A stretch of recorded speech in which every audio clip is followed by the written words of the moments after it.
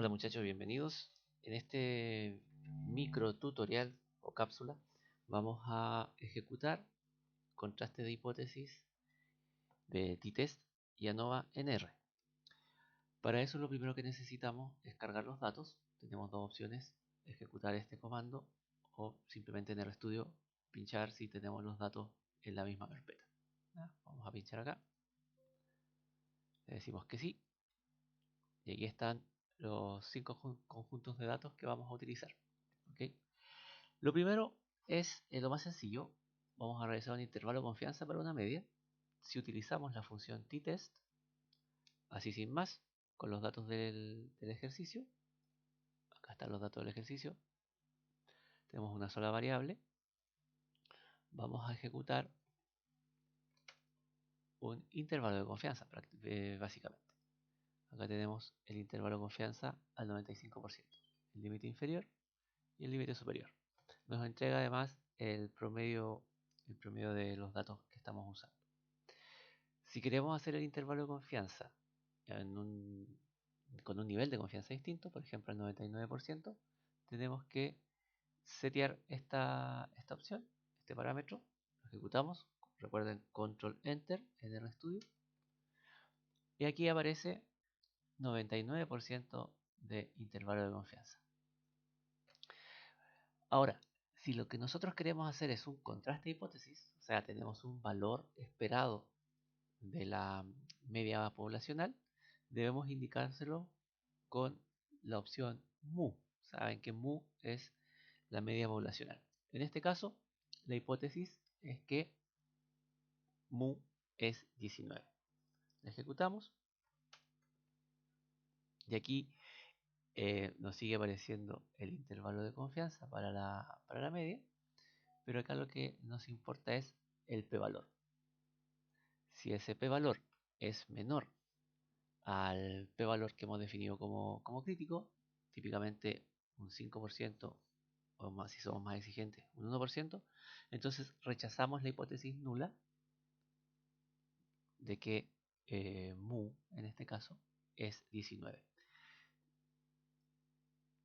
Esto es 16%, 16,52% para ser más exacto.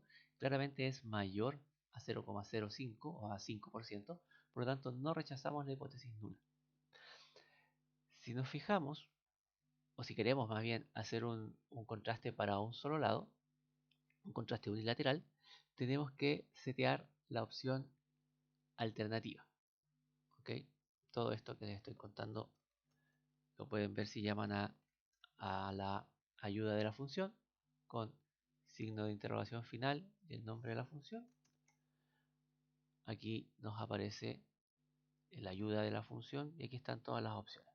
¿Okay? Entonces aquí alternativa y aquí están las explicaciones por si acaso y al final siempre hay un ejemplo.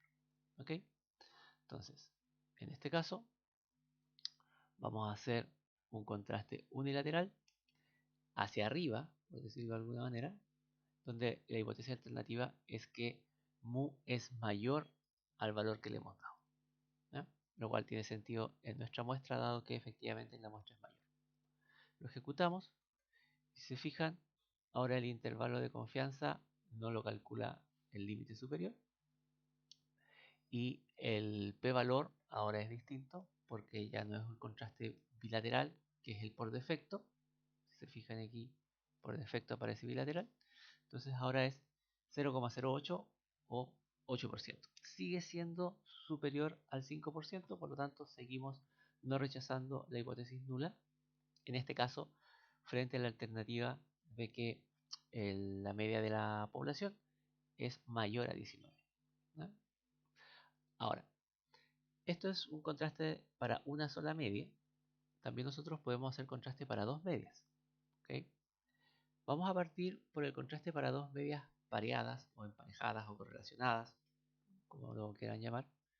Y aquí los datos son este segundo conjunto que dice ejercicio 3.2. Y aquí yo tengo dos variables que en realidad son los valores pareados de x e y. Lo que tenemos que hacer en este caso es dar el nombre del conjunto de datos, que es 3.2, signo de dólar, y el nombre de una de las dos variables. Y lo escribimos, RStudio, perdón, RStudio nos va a dar los nombres de las variables que están en el conjunto de datos y simplemente pinchamos la que queremos, ¿ya?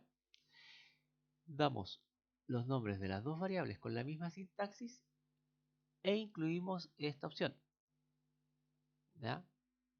Paired, si lo decimos en castellano. ¿Ya? Si se fijan, por defecto está seteado en falso. Nosotros lo cambiamos a verdadero. O sea, le decimos, ¿estas dos variables están pareadas o emparejadas? Sí. Entonces, ejecutamos. Y fíjense que aquí tenemos un intervalo de confianza para las diferencias.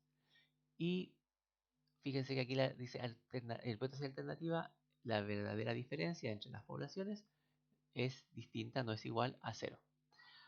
Acá también podríamos eventualmente darles un valor distinto, ¿ya? Por ejemplo, nosotros podríamos decir, vemos que la diferencia es 21, podríamos decir, yo tengo la hipótesis de que la diferencia siempre va a ser la resta, en este caso al primero le voy a restar al segundo, así que siempre va a ser la diferencia que esperamos en esta resta. Imaginémonos que nosotros esperásemos que estos x fueran 10 puntos mayores que los y, entonces le ponemos 10, ¿ok? Oh, perdón. Control X, Control Enter, perdón. Y acá fíjense que tenemos el p-valor, en este caso es 31%, anteriormente era 7%, tampoco rechazábamos en ningún caso ninguna de las dos hipótesis. ¿Ok? Entonces, también aquí podemos incluir la alternativa A, o sea, el valor de la hipótesis alternativa, perdón, la dirección de la hipótesis alternativa. ¿Ok? Aquí seguimos, como no seteamos, tenemos mu igual a 0, que es la opción por defecto. Y aquí tenemos que para el caso unilateral, ¿ya? En donde esperamos explícitamente que x sea mayor que y, ¿ya? Que manteniendo mu igual a 0, manteniendo la hipótesis nula de 0, vemos acá que al 95% de confianza o al 5% de error, efectivamente rechazaríamos la hipótesis nula. Bien, yo voy rápido, muchachos, porque, insisto, la idea aquí es mostrarles cómo se utiliza, no entrar en demasiados detalles. Ahora, en caso de que tengamos dos medias independientes, acá fíjense que tenemos otra sintaxis, que es la sintaxis de fórmula que se llama. ¿Pero por qué? Por la estructura que tienen los datos. Si nos fijamos en los datos del ejercicio 3, acá tenemos la variable x, que es en la que vamos a calcular las medias, y la variable g, que es aquella variable en la cual nosotros vamos a usar para agrupar, ¿ya? No tenemos, como en el anterior, dos columnas con datos, con la misma variable emparejada, sino que tenemos una columna con la variable que nos interesa analizar y otra columna con la variable que nos va a permitir agrupar, ¿ya? Por decirlo de alguna manera, yo podría tener acá una columna con x1, que serían estos primeros 4 valores, y la otra columna con x2, que serían estos otros 4 valores, y ahí seguiríamos utilizando esta sintaxis, pero no pondríamos per a true. ¿Ok? Acá tenemos otra estructura de datos, por lo tanto utilizamos la función de fórmula. Aquí esto se lee x, está explicado por g, ¿ya? Y tenemos aquí que darle el nombre del conjunto de datos. Pues bien, lo ejecutamos y ahí nos da la hipótesis alternativa, un poco larga porque los nombres de las variables son grandes, y lo que nos interesa aquí en el contraste de hipótesis es el p-valor. Esto es mayor a 5%, a 0,05, por lo tanto no rechazamos la hipótesis nula para un contraste bilateral. En el caso del unilateral, vamos a ver que tampoco la rechazamos, sigue siendo mayor a 5%. Pues bien, acá hemos visto los 3 t-test que podemos hacer: el contraste para una media, el contraste para dos medias emparejadas y el contraste para dos medias independientes. Ahora vamos a ver el ANOVA simple. En el ANOVA simple, si nos fijamos, el conjunto de datos es este. Vamos a mirar. Acá tenemos también la variable x, que es nuestra variable de interés, la que queremos, en la cual vamos a calcular las medias, y la variable r, que es donde vamos a la que vamos a utilizar, perdón, para agrupar los datos. Aquí estamos obligados a utilizar la sintaxis de fórmula. Un detalle importante es que si yo, lo vamos a ver el tiro, si yo solo ejecuto el análisis de varianza, fíjense que nos sale esta información que es demasiado básica. Lo que nosotros estamos interesados es en obtener la tabla de ANOVA. Por lo tanto, lo que vamos a hacer es guardar el resultado de esta función a un objeto, y después vamos a aplicar la función summary sobre ese objeto. Si nos fijamos, acá tenemos la opción summary, perdón, la tabla de ANOVA, y nos entrega efectivamente el contraste de hipótesis. Aquí del p-valor, aquí no le dice p-value como en el t-test, pero es lo mismo. El p-valor es inferior incluso a 0,01. Entonces podemos rechazar la hipótesis nula al 99% de confianza incluso. También tenemos estas ayudas, en caso de que se nos pueda dificultar un poco leer el número. Acá tenemos estas ayudas que nos están diciendo cuál es su nivel de significación. Ahora, como rechazamos la hipótesis nula, vamos a hacer los contrastes posteriores. En este caso vamos a usar el HSD de Tukey, la diferencia honestamente significativa. También la tenemos que aplicar, si se fijan, al objeto que creamos. Vamos a utilizar las opciones por defecto. Acá aparece la diferencia entre cada par de medias. Fortune versus Scientific American, New Yorker versus Scientific American y New Yorker versus Fortune. Tenemos la diferencia, el límite inferior del intervalo para las diferencias y el límite superior del intervalo para las diferencias. Un detalle: al 95% de confianza, ¿ya? Y si no nos queremos liar con el intervalo de confianza, aquí tenemos el valor del p-valor, ¿ya? La significación. Ahora, si quisiésemos modificar el intervalo de confianza, simplemente repetimos, perdón, aquí repetimos indicando el valor del intervalo de confianza, ¿ya? Y si nos fijamos, tenemos la misma diferencia, tenemos el mismo p-valor, lo que está cambiando aquí son los intervalos de confianza, ¿ya? Fíjense, son más anchos que en el caso del 95%. También hacer dibujitos siempre es útil. Podemos graficar este contraste, lo vamos a graficar al 99% de confianza. Y si nos fijamos aquí, tenemos al 99% de confianza lo que ya nos decía el p-valor. Fíjense que ninguno de estos p-valores es menor a 0,01. Y acá el intervalo de confianza nos está mostrando, esta línea punteada nos muestra el valor de 0. Por lo tanto, como todos los intervalos de confianza incluyen el valor de 0, al 99% de confianza no podemos rechazar la hipótesis nula de que esta diferencia en realidad es igual a 0, ¿ya? Vamos a el ANOVA factorial. En el ANOVA factorial vamos a utilizar este otro conjunto de datos, el 3.5, ¿ya? 3.5 que está acá. Si nos fijamos, aquí tenemos tres variables: la variable conductor, la variable coche y la variable consumo. ¿Ok? Entonces, acá, como es una ANOVA factorial, estamos interesados en contrastar el efecto de una variable sobre la dependiente, el efecto de la otra sobre la dependiente y el efecto de la interacción, o sea, de cada combinación entre los valores de estas dos variables con la dependiente, sobre la dependiente. Entonces, tenemos dos opciones, dos sintaxis para incluir esa interacción.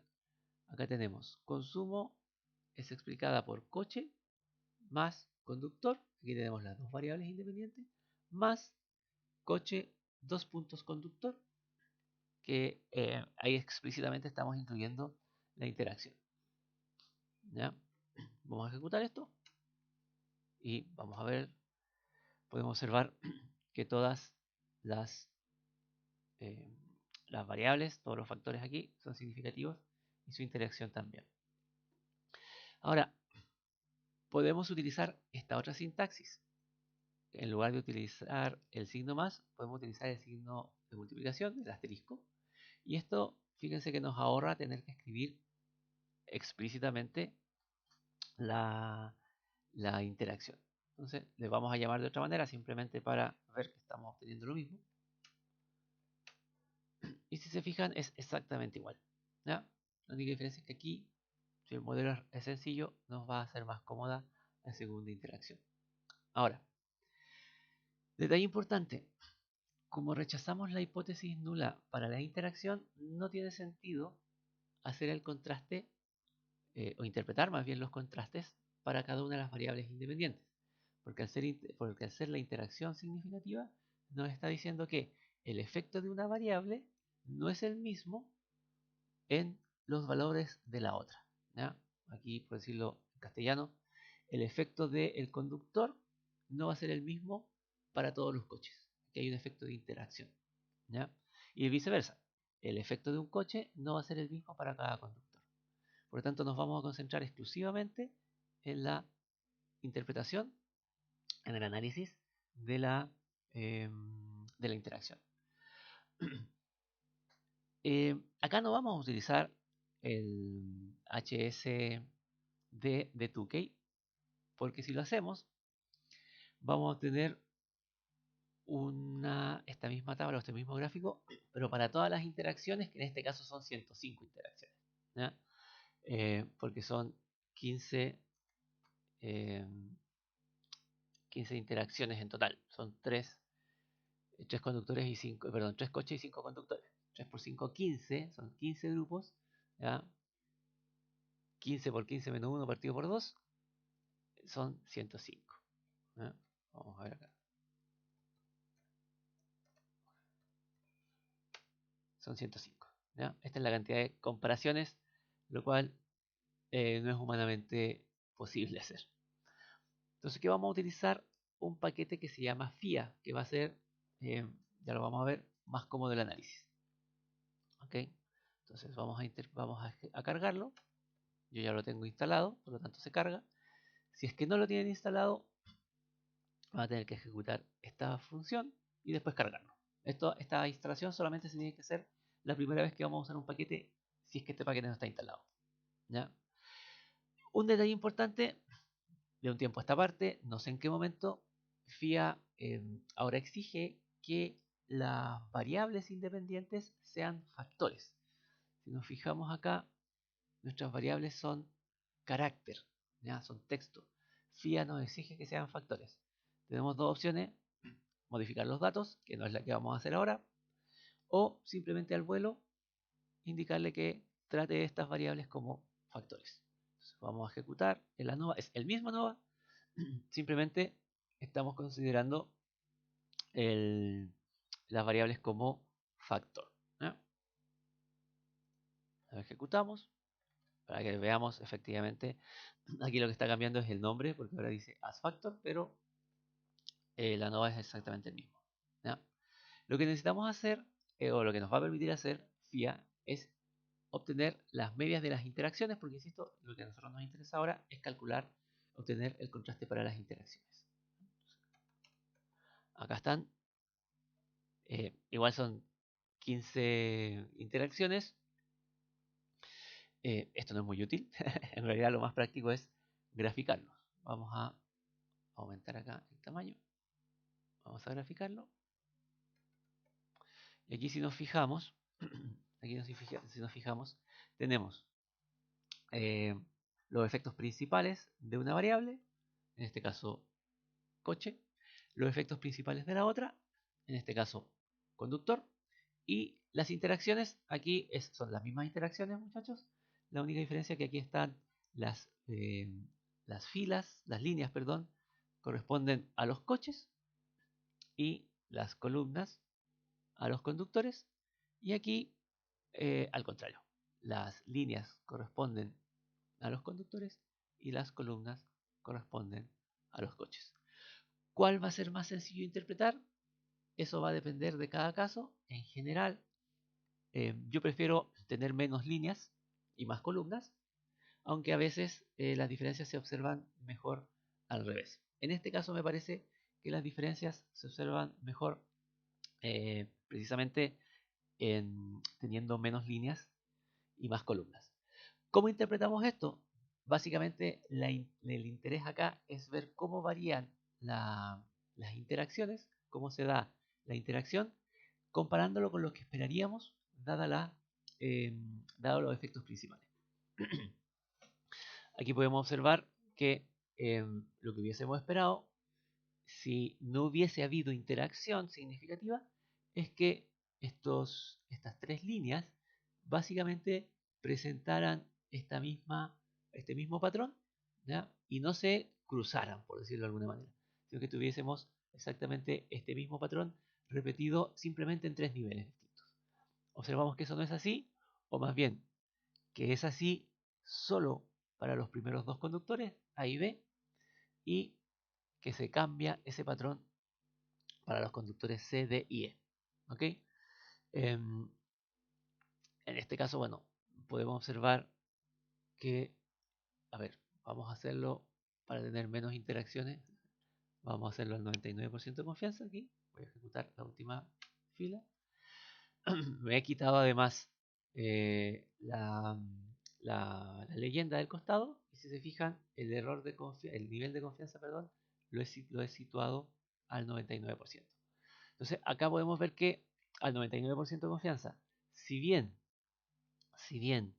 hay en el conductor C hay una diferencia respecto del patrón, este cambio no pasa a ser significativo porque los intervalos se siguen traslapando. Si se fijan acá, tenemos intervalos que se traslapan y aquí también se traslapan. Por lo tanto, si bien entre las muestras hay diferencias, no podemos decir que entre las poblaciones lo haya.